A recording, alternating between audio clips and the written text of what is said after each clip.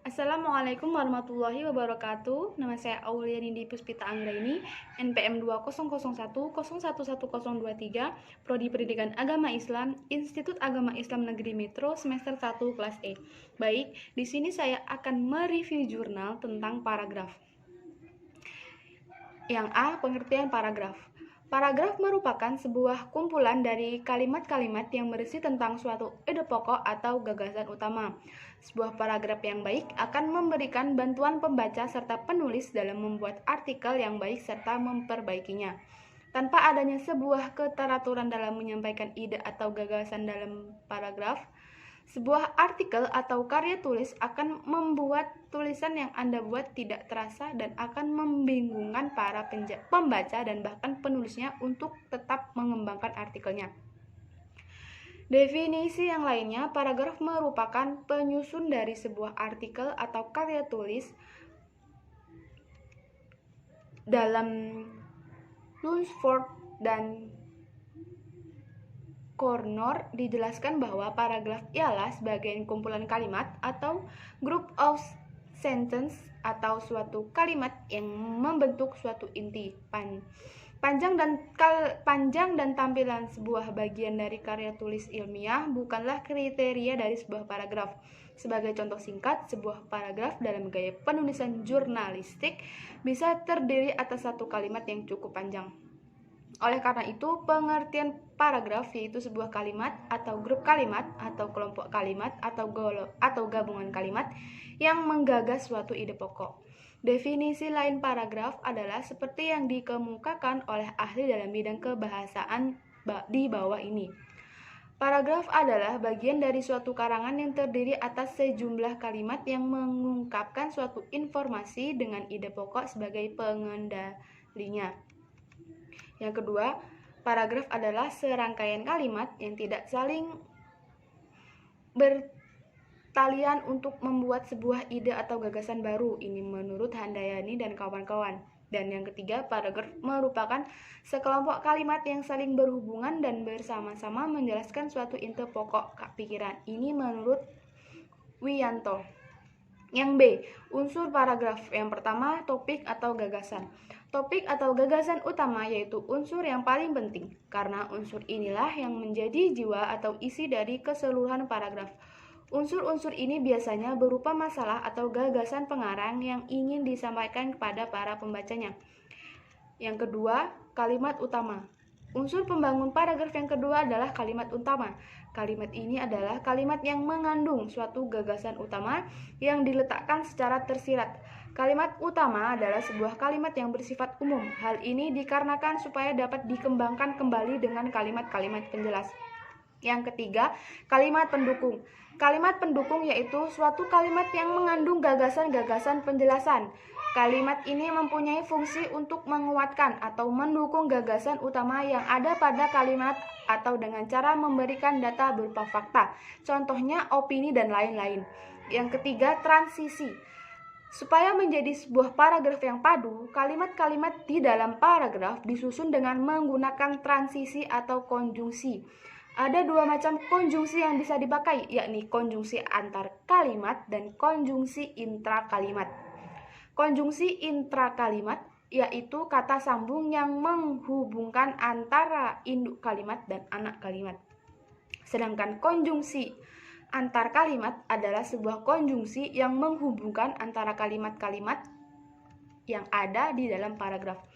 Dan yang kelima adalah penegas. Unsur yang terakhir yaitu penegas. Unsur ini tidak terlalu penting di dalam sebuah paragraf karena tidak semua paragraf mempunyai penegas. Fungsi dari penegas ini yaitu untuk menambah daya tarik sebuah paragraf, menghindari kebosanan saat membaca, dan sebagai penegas atau pengulang gagasan utama. Yang C, syarat-syarat paragraf. Paragraf yang baik merupakan paragraf yang dapat menyampaikan pikiran dengan baik kepada pembaca. Adapun syarat dari paragraf yakni harus mempunyai syarat-syarat sebagian berikut. Yang pertama, kesatuan. Yang dimaksud kesatuan yakni suatu paragraf harus dibangun dengan satu pemikiran yang jelas. Satu pemikiran tersebut diuraikan ke dalam bentuk-bentuk pokok dan beberapa pikiran jelas. Hubungan pikiran yang satu dengan pikiran yang lainnya menandakan bahwa paragraf tersebut sudah mempunyai kesatuan.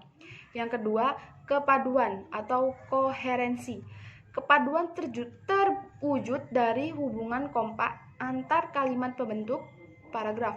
Kepaduan yang baik terjadi jika hubungan timbal balik antar kalimat wajar dan mudah dipahami. Ada beberapa cara supaya paragraf mempunyai kepaduan yang kompak, yakni dengan memakai kata ganti, kata hubung, serta perinci dan urutan pikiran. Dan yang terakhir adalah kelengkapan. Suatu paragraf dikatakan lengkap jika berisi kalimat-kalimat penjelas yang cukup untuk menunjang kalimat pokok. Yang D, fungsi paragraf. Paragraf berfungsi untuk mengekspresikan gagasan dalam bentuk tulisan dengan memberikan suatu bentuk pikiran dan perasaan dengan serangkaian kalimat yang tersusun secara logis dalam suatu kesatuan. Yang kedua, paragraf berfungsi untuk menandai peralihan gagasan baru bagi karangan yang terdiri dari beberapa paragraf. Ganti paragraf berarti ganti pemikiran juga. Yang ketiga, paragraf berfungsi untuk memudahkan dalam pengorganisasian gagasan bagi yang menulis dan memberikan kemudahan pemahaman bagi pembacanya.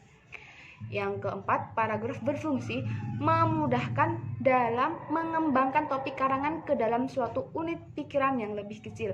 Dan yang terakhir, paragraf berfungsi untuk memudahkan dalam pengendalian variabel, terutama karangan yang terdiri dari beberapa variabel. Yang E, jenis paragraf. Jenis paragraf berdasarkan fungsinya dibedakan menjadi yang pertama, paragraf pembuka.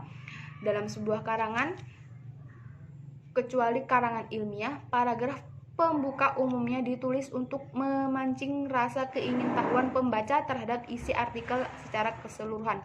Yang kedua, paragraf isi. Paragraf ini berisi bagian-bagian pokok dalam suatu karangan. Yang ketiga, paragraf penutup. Paragraf ini biasanya berisi kumpulan, kesimpulan, saran, harapan, ringkasan, dan penekanan kembali hal-hal penting yang terdapat dalam suatu karangan. Yang keempat, paragraf penghubung. Paragraf ini fungsinya adalah untuk menghubungkan paragraf antara paragraf satu ke paragraf lainnya untuk karangan satu ke karangan lainnya. Yang kedua, jenis paragraf berdasarkan letak gagasan utama. Yang pertama, paragraf deduktif. Paragraf deduktif adalah paragraf yang letak gagasan utamanya terdapat di awal paragraf. Yang kedua, paragraf induktif. Paragraf induktif adalah paragraf yang letak gagasan utamanya berada di akhir paragraf. Yang ketiga, paragraf ineratif. Paragraf ineratif adalah paragraf yang letak gagasan utamanya berada di tengah paragraf. Dan yang keempat, paragraf campuran. Paragraf campuran adalah paragraf yang letak gagasan utamanya berada di awal dan di akhir paragraf. Selanjutnya, jenis paragraf berdasarkan isinya. Jenis paragraf berdasarkan isinya yang pertama adalah paragraf eksposisi. Paragraf eksposisi adalah paragraf yang isinya bertujuan untuk memberikan penjelasan atau pengertian secara singkat dan padat. Yang kedua, paragraf deskripsi. Paragraf ini adalah suatu kalimat yang memaparkan isi gambaran pada suatu keadaan atau sebuah peristiwa yang bentuk tulisan sehingga pembaca seolah-olah dapat melihat, mendengar, atau merasakan serta mengalami peristiwa tersebut. Yang ketiga, paragraf persuasi. Paragraf persuasi adalah paragraf yang dimana isinya dapat mempengaruhi atau membujuk pembaca untuk tertarik dengan gagasan atau ajakan yang dibuat.